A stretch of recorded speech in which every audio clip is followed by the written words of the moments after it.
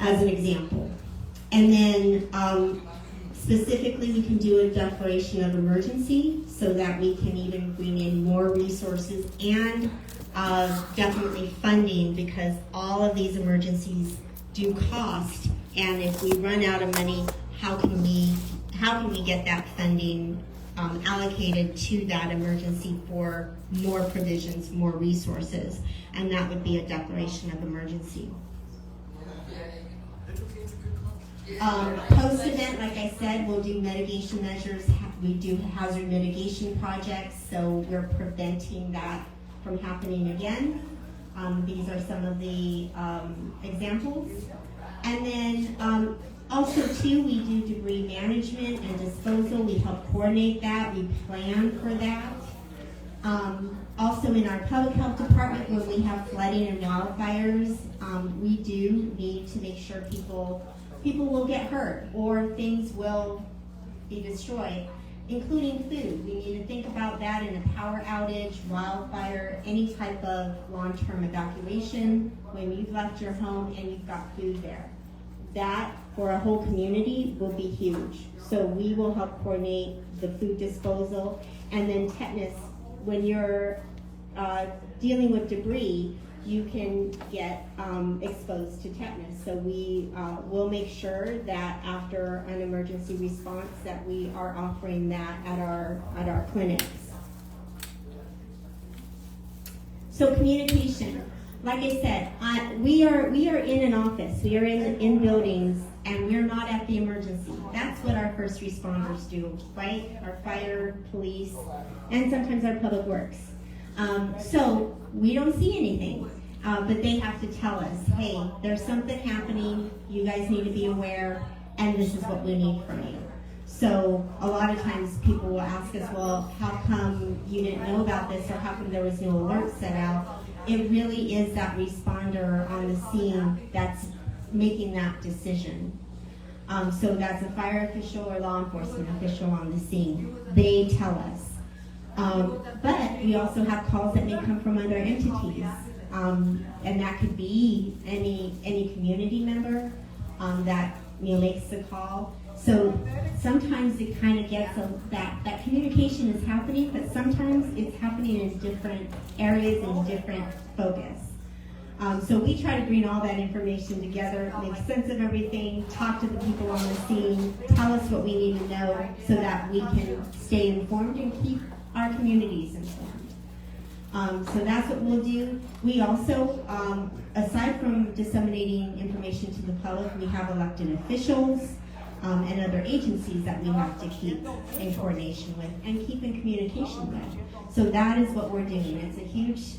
It's a huge effort. It's everybody working together to make sure that we are making sure all the information is concise and packaged accordingly.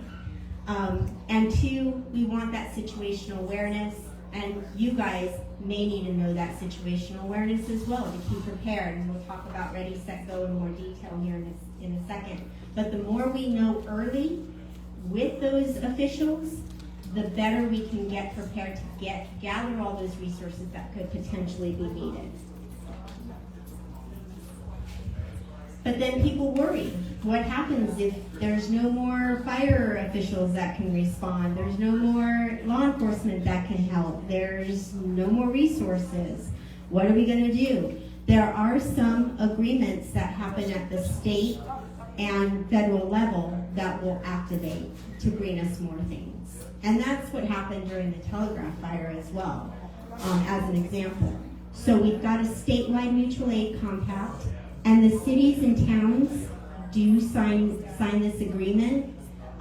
We are lucky that we have Superior, we've got Kearney, we've got our area cities and towns that have signed this agreement. And so they're ready if they need more resources. Then when the state runs out of resources, what happens? Well, you can get state talking to other states through a national emergency management compact, emergency management assistance compact. So that's another mutual aid that happens state to state. So we've had that happen with the flooding in Globe and Miami. There were people coming from Florida and all over the country to come help, and it was through this agreement. Yes. Wow. And then the declaration of emergency. If a city or town declares, the county will declare, and the state could also declare, to keep all of that balance and all those resources coming to us. So I have some links, and I will share this with Chris so that he can send these out to you guys. But there are, and I'm going to show you, I'm going to click on some of these links as well so you can see them.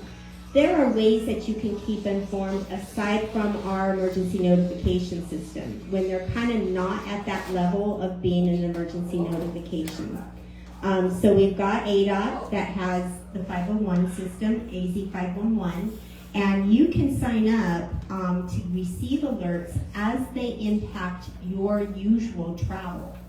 So if you go to this website, you can plug in and you can go to my AZ 511 and you can add all of your routes. So very helpful, and you can make different routes depending on what you do on a daily or weekly basis. So it'll alert you when there's anything going on, even if there's a dead animal in the road and it's blocking something, or ADOT's doing some repairs, or the usual closure that happens on Tuesdays and Thursdays on the way to Globe. So all of that will alert you. And so that's a good thing to have. And then I'm going to take us back. Okay. And then we have the National Weather System, the National Weather System. And they also can send weather alerts and briefings.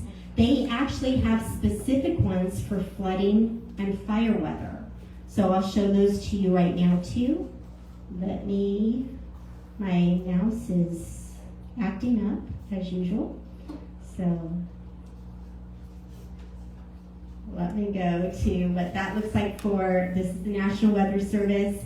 And you can hone in on your state, your city, and town, and it'll talk about the flood mapping for you guys, so you can look at that and how that affects you guys.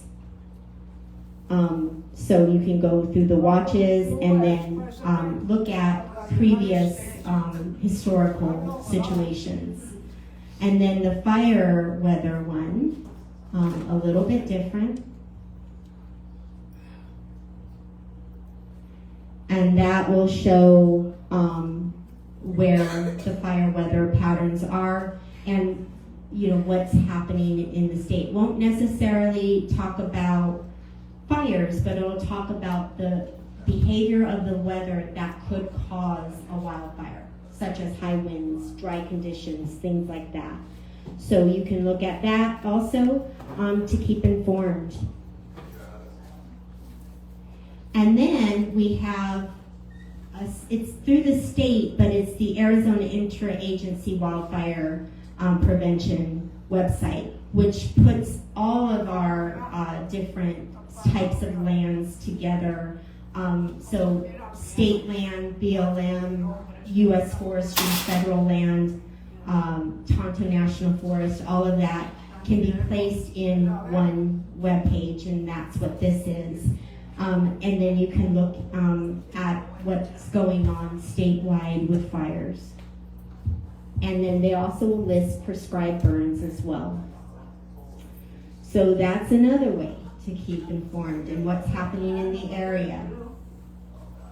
And then we have the U.S. Forestry website separate, and they give you great tips on how to prevent wildfires. So that's also helpful, and a lot of information, just a lot. And then they've got mapping, they've got what they're doing, and how they're preventing wildfires through prescribed burns.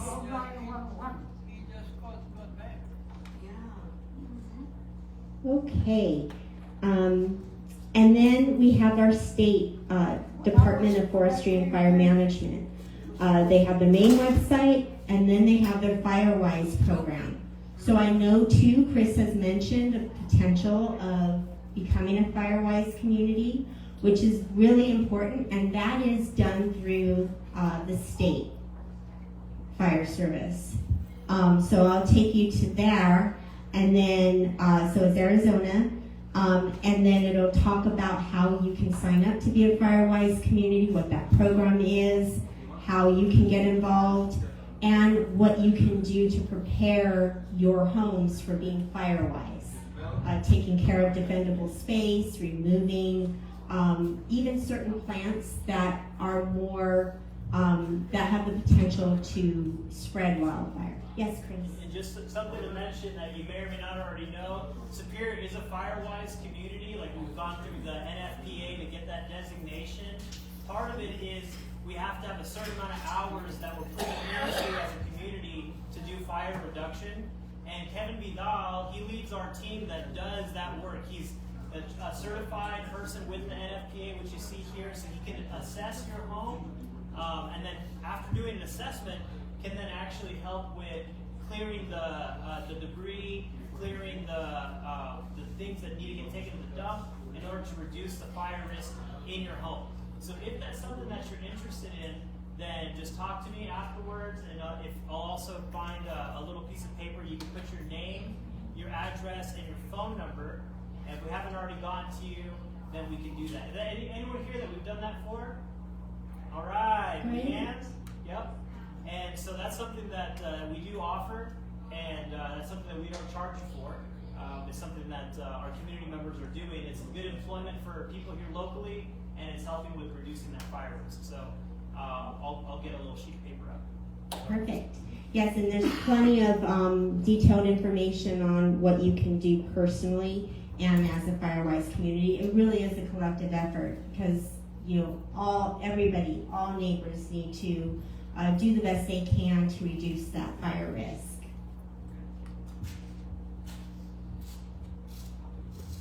And then for flooding, we do have our Pinal County Flood Control District, and you can look on this website what your area looks like with the floodplain. And they do have an interactive map, and you can hone in on what your area looks like. And there are some flood risk along the main area of Superior, if you look at that. Some of it does not have a risk, but others do. Also, too, anytime you get inclement weather where we could potentially have flooding or flash flooding, we do have sandbags, and we do have that at all of our maintenance yards in the county. And the towns and cities, town of Superior, could also have sandbags as well. I know that they do, and we've worked with them when they run low. We help supply them and work together. So it's always a collective effort. But these are the areas where our sites are, and the only thing is that you do have to bring your own shovel and fill the sandbags. They do have the sand there and the bags. But you can look at the hours of operation and things like that. So, but look for Town of Superior because they also within their public works have that ability as well. I'm not hungry. Okay, so let's talk about mass notification. As you know, we are in the back here signing up or ensuring that you are signed up already for our emergency notification system. It is an opt-in, so we don't automatically have everybody listed in our system. It takes you to sign up. You have the option of text, email, and phone call. So your cell phone, your landline, and your email. We will do a polygon of areas or radius of areas, so we can do a weird shape to notify people in certain areas as the official on the scene tells us where we need to message out. And then you can also do a radius, a circle. And a lot of times with a hazmat incident, they'll say, we need a 10-mile radius. You need to let these people know what they need to know. And I'll talk about special messaging in a second. And then for those that haven't opted in, and when there's an emergency and it's elevated enough to where every single person traveling through the area or living in that area needs to know something right away, we do have a wireless emergency alert, and that you don't have to opt in. But it is cell phone only, and it's in a targeted area. But you can get spillover because it's hitting a cell phone tower where your cell phone is hitting in the area, in the waves of what is known as cell phone waves. Only county emergency management can do those type of alerts, and that really takes a lot of authority. It happens quickly, but we need the authority to do that. And then there's also emergency broadcasting. You've seen or heard the radio or television alerts. Those come in through either Phoenix or Tucson. So those are also available for mass notification. I'm going to show you guys a video, it's not that long, of signing up for the emergency alerts, but what that looks like, and it's just a nice informative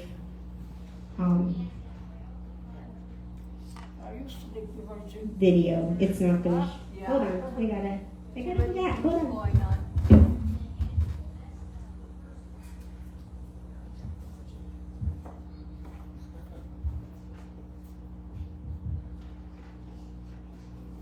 Technology.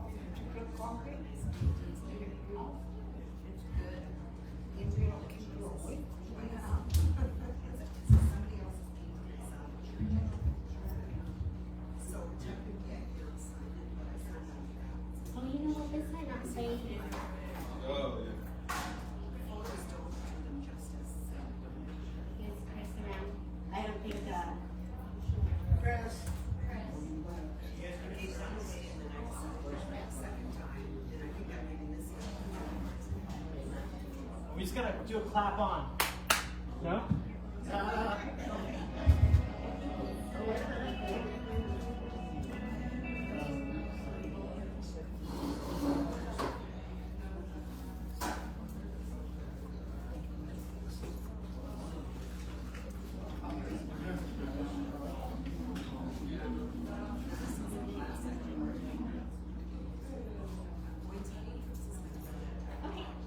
Should that work then?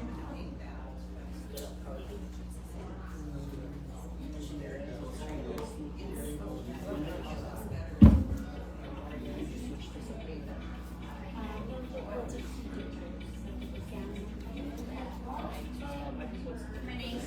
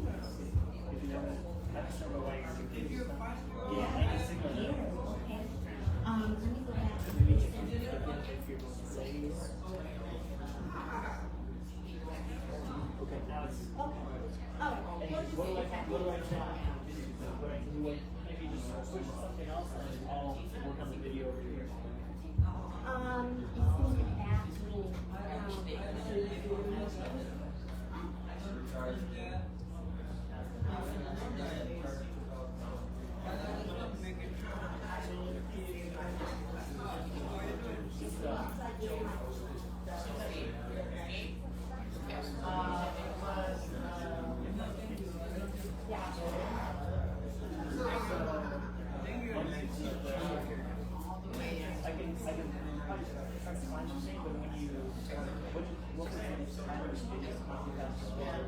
have a question if you can answer it.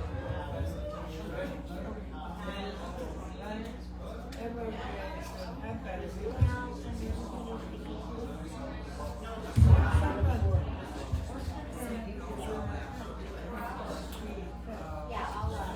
can you understand? And also, how is different if you sign up or you don't sign up, because in here, video that has or any also on the cell phone.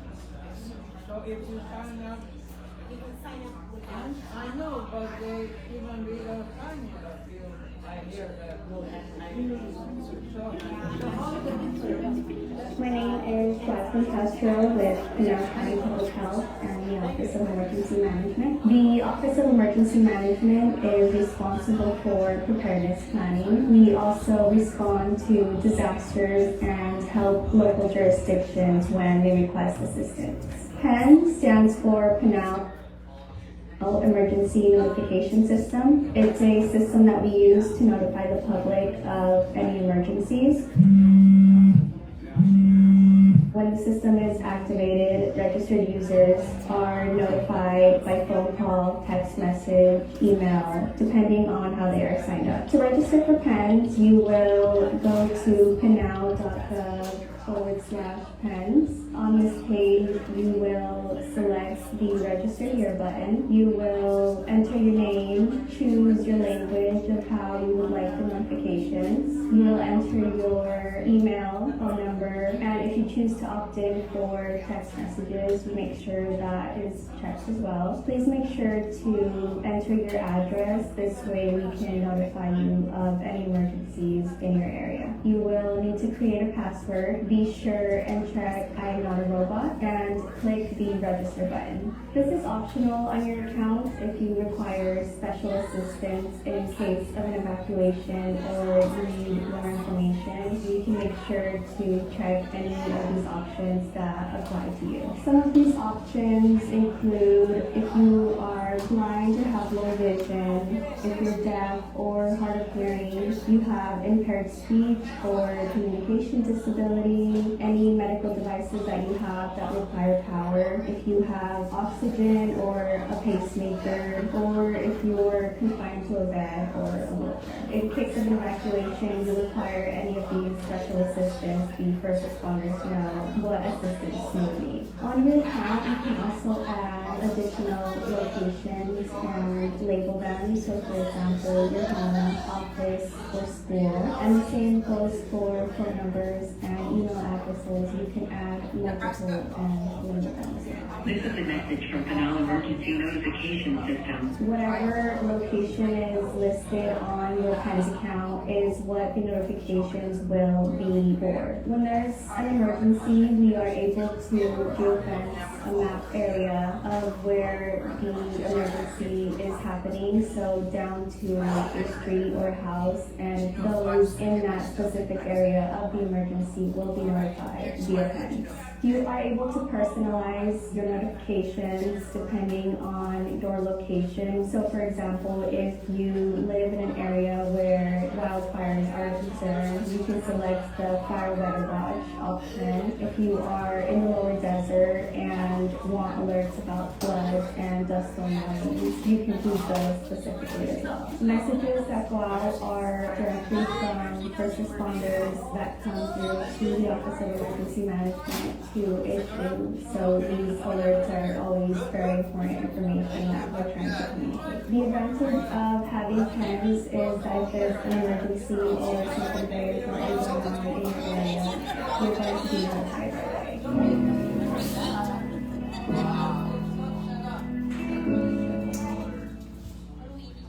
You have to set it up.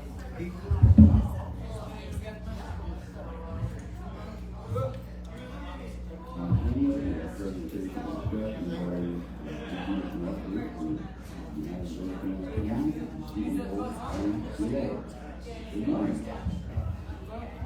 Okay, so that was the video on what you'll see when you sign up and how that works for notifications.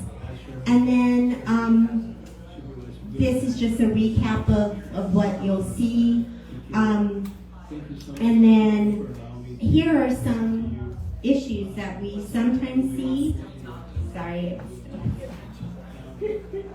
Sometimes these are some issues that we get complaints about when you do sign up. So I wanted to point these out.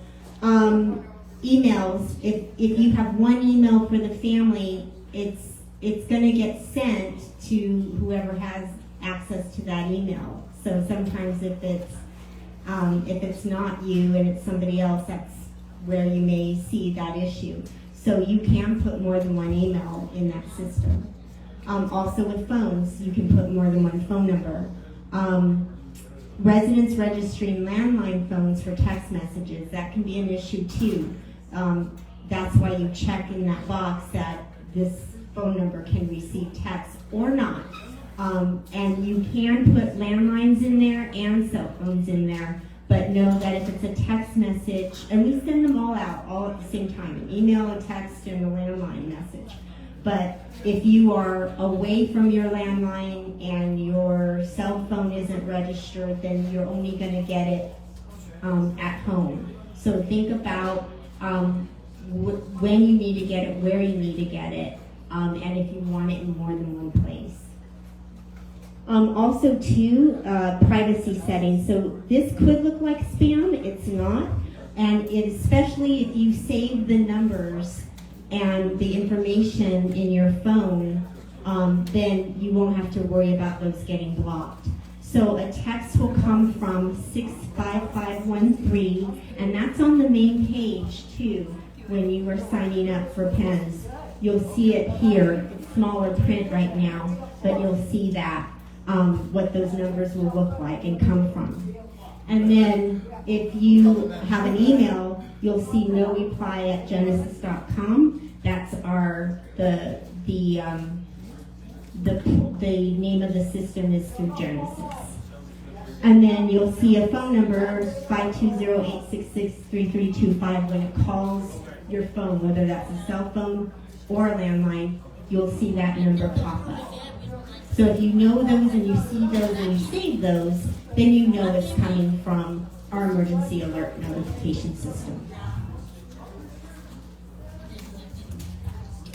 Also, some guidance in what we have on the back table is ready.gov. That's our place. That's where we get a lot of guidance and a lot of information to make sure it applies to you, because it's not going to apply to everybody, but what can you read up on that you can help with your preparedness.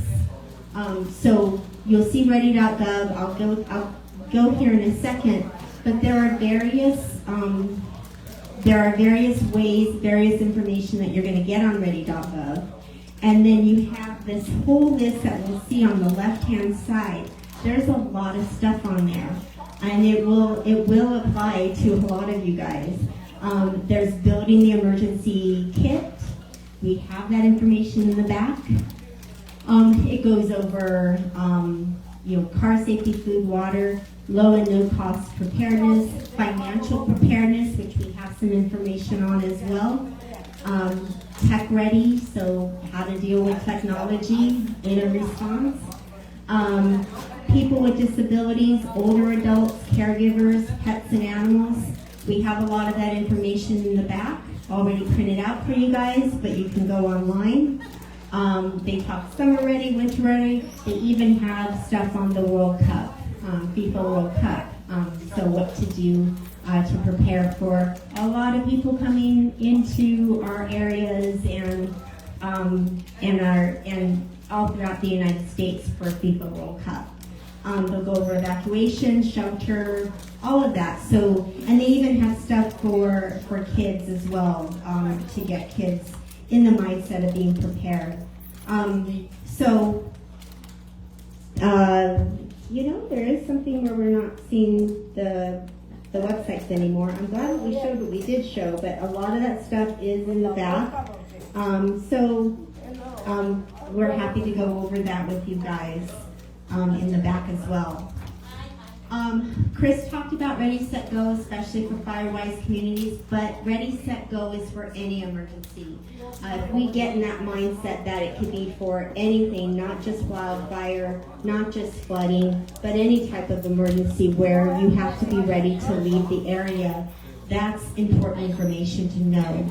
So we do have those door hangers in the back and magnets and stickers that have this Ready, Set, Go.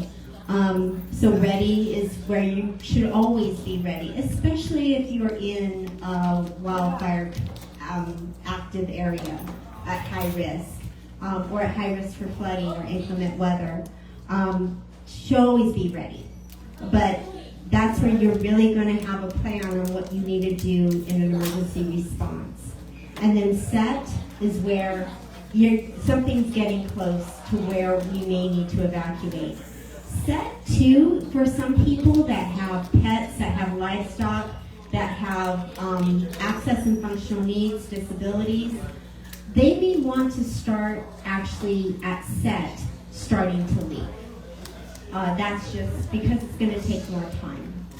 And then go is evacuate, where you're literally going to have to leave the area. And in that messaging, when we send an emergency alert at the direction of a fire or law enforcement official, they're going to tell us one of these things: ready, set, or go. Put these people in this area in one of these stages. And then when we're going to evacuate, they're going to talk a little bit more about what that will look like so that we can give you guidance in that messaging. So that includes the type of, like if we are going to shelter, if we're going to evacuate and shelter, what does that look like? It may not be evacuation. It could be a respite place. You guys have, this is your cooling center. It could just be coming here for just for cooling. It could be an overnight shelter. And it could be shelter in place, where they don't want you to leave your house or leave where you're at, whether that's work, whether that's here, wherever you are, they may want you to shelter in place. Don't move. So those are considerations, and that is messaged in that Ready, Set, Go messaging that you'll get on an emergency notification system. And then we will coordinate sheltering if we have to physically evacuate and physically put you in a shelter to keep you safe. We'll definitely partner with the American Red Cross to make sure that that happens, and they are very well versed in sheltering operations. Also, some responsibilities that the Public Health Department has when we're sheltering. First and foremost is environmental health inspection. So they'll go to that site to make sure everything is okay and safe for you guys to stay there overnight, to get fed, all of that stuff. They make sure that that site, that isn't usually a site where people do all these things. They sleep there overnight, they eat and things like that. It may be a completely different place that doesn't offer that on a regular basis or a daily basis. So they're going to make sure that all of that for a temporary, out of the ordinary place to shelter is okay for you to shelter at. And then population registry. We want to make sure that we talk to every single person that is sheltering. What specific things do you need? And make sure that you're going to get all those provisions while you're out of your house. Pets and livestock, we talked about this a little bit, and we do have some information in the back. A lot of sheltering locations either will or won't take pets. We ensure that we have that option available to us, and we work with those facilities to make sure that they can place pets in those shelter facilities. And then livestock. There are locations in our county where livestock can be temporarily placed and housed safely so that they're protected. We've evacuated horses, everybody's ranches and farms, and even their backyard flocks. We can help with livestock sheltering as well. You may not be in the same place sheltering next to your livestock, but a lot of people will go, okay, where do I need to go? I'll go there. And some of our community members may already have that designated already, where they say, I have a place, or I have the ability to relocate my horses at this place, my friend in Cave Creek or wherever. They will know, but we also make sure we provide that as well, and that information. And then, of course, we have our access and functional needs that we need to consider. Are our shelters able to definitely accommodate those that have wheelchairs or electrically powered medical equipment, or a certain, they can't lay flat on a cot, they need something that's reclinable. Things like that we've addressed in our sheltering equipment with Red Cross. So all those things have to be kind of accounted for. And again, we have some information in the back about that. So that's it, but we also have, for those of you that want more advanced preparedness training, I know Chris talked about incident command system and doing some FEMA courses that particularly address like mass care, which includes sheltering, evacuations and things like that. There is some online training that you guys can get, and that's free and that's open to the public, and including our emergency responders take these classes too. So it's nice to keep that informed, especially if you're going to be assisting in a response. And that's the thing too that Chris has talked about, is that you guys are in the community. You guys know your community. You guys know your community members. You guys are all together as a community, as a family. And you guys are the best versed people on knowing what each other needs. So when we think about that, that's a partnership. And that's a partnership with us. That's a partnership with Red Cross. That's a partnership with all of the agencies and organizations in your community that can assist during an emergency, and we've seen that activated and in real life, and so that would continue. So that's what I've got, and if there's any questions, the best way to get a hold of us, because if we're here, we are not taking a call from somebody or an email from somebody, you can email us, and then we have our main call center, which can take a message, and we'll get back to you if we are away from our desks. Okay, is there any questions? What about people, if you happen to evaluate, what about people that don't have cars? That's a good question. So people that don't have cars, I know that it is the responsibility for law enforcement to operationalize that evacuation, and they go door to door, and when we have people that do not have the ability to leave, they ensure that those people are transported out. And we will, if we need mass transportation, we get partners that have buses and vans and things like that dispatched to the area to get people out. Can you go back to the very first one where you showed all the different places, the emails and things, the very first one? Way back. Way back, okay. Way back. You let me know. Oh, that's it. Okay.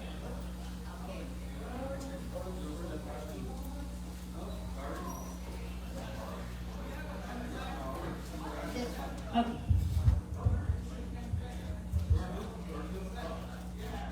Are there any other questions? Concerns? Issues? Comments? There's only 3 of us. We don't get a lot of funding, and we run thin because we rely on all of our departments in the county to assist us. We have a village. We have a village behind us. Promise.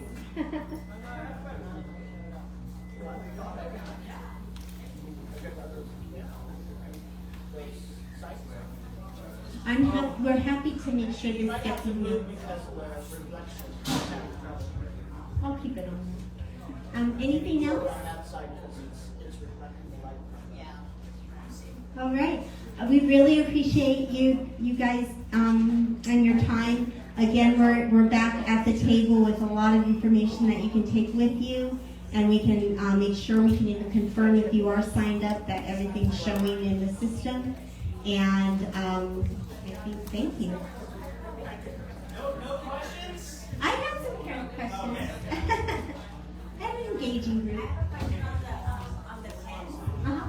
So when it sends out an alert, does it send you like an alert for like the entire county, or does it just send you like if the leverage is for security? Yeah, that's a great question. It really depends. So if it's something that affects the entire county, we can send it to the entire county. I am signed up for it, but I always get alerts for like Teen Creek, and I'm never in Teen Creek, so I didn't know if that was something with my settings or. It might be your settings. We're happy to check to see. We may have an address that is not accurate. Well, I wasn't sure if maybe I was just getting alerts for the entire county, and they just have a lot of. Yeah. No, well, the only time that you would get those wide alerts, weather and amber alerts or silver alerts.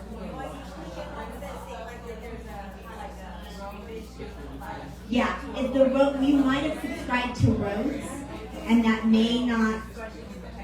Yeah. You're welcome. Okay. Great questions. Thank you guys so much for your time. We're still here, so if you think of anything or need anything, we're still in the back.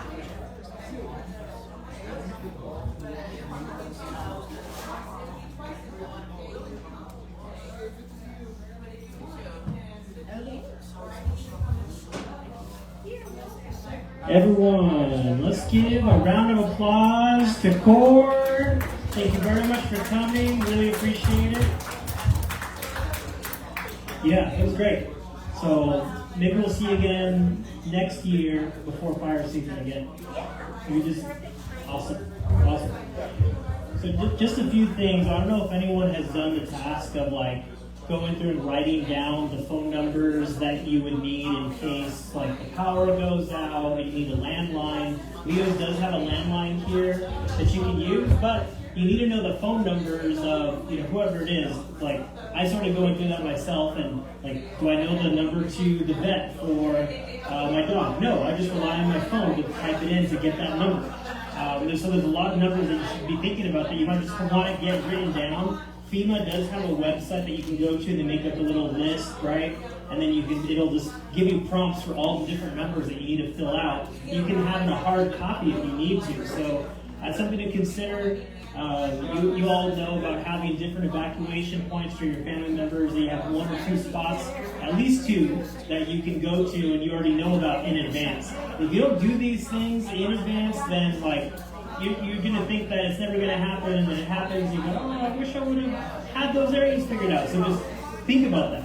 And if there's no other questions, we'll just throw on some B-roll and enjoy the rest of our evening. I know that Miracle's making some more food right now, so if you do want some more food, it is available. And if you want to sign up for the pen system, we have laptops there, so you can just do it right now, so you don't wait.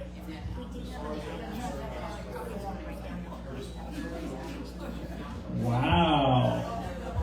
I can't believe this. I want one of these. Look at this. Look at this magnet. These are free $3.99. And you just put in the numbers that you need right there, so it's on your refrigerator. So how much do these cost again? Wow. Zero cost. Awesome. Can I have this? Yeah, you just pay me and then I'll Awesome. Great. And you have some other resources there in the back too. So if you aren't already signed up for pens, I would recommend just doing that now, because if you have any issues, you've got the experts here who can help you figure it out. So you want to know about these things in advance, right? If there's any kind of issue, you don't want to be the last to know about it. All right. Anyone got any comments? Oh, good. All right. Perfect. All right, y'all. Enjoy. More food's coming. Miracle's making some more food.